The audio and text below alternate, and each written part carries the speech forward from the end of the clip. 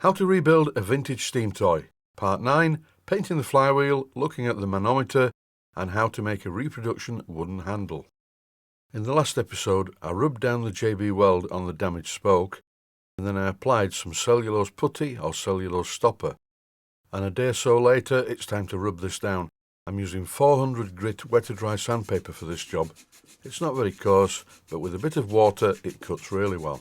And once I got a nice smooth finish on the flywheel spoke, it was into the outer part of the workshop, and I'm going to spray the outer edge of the flywheel with silver paint. Why am I doing this?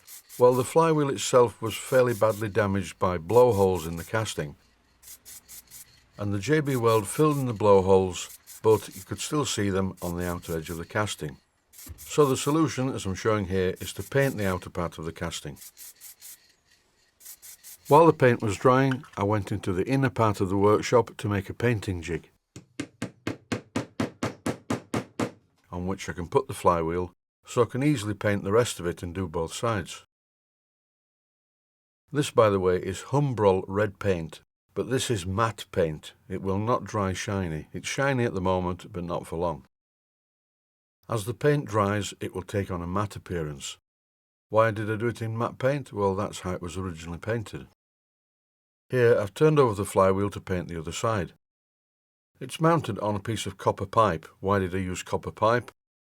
Well, because you can bend it slightly and stop the part from falling down to the bottom. But just in case it did slide to the bottom of the copper pipe, there's a spacer to stop it touching the wood. Here's a good but very dangerous tip. I need to unscrew the small bolts that hold the manometer cover to the main body of the unit. So I'm using a Stanley knife blade or a box cutter blade. The only screwdriver that I have that fits in this slot in the bolt is far too small. Even when I slackened off the bolts, it was very difficult to get the cover off, but eventually the cover came away from the main body, and this is what I found inside. A very mangled up, bent mess, really.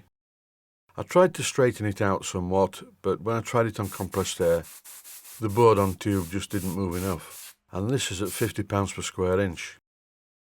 I thought, well, shall I use this mechanism that I had in my box of spare mechanisms for pressure gauges?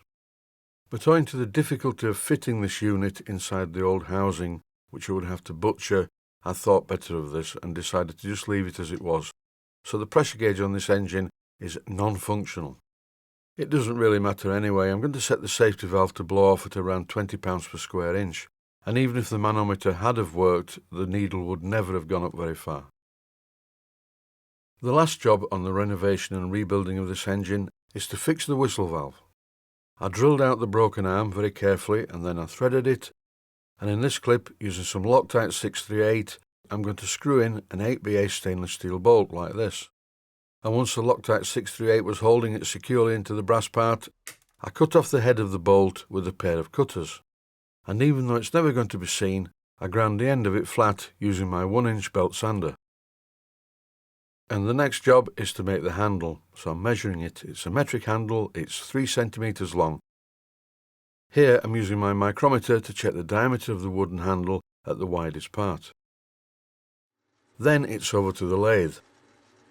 I clamped a piece of square mahogany in my 3-jaw chuck, and this is very unmechanical. A 3-jaw chuck is not designed for holding square parts.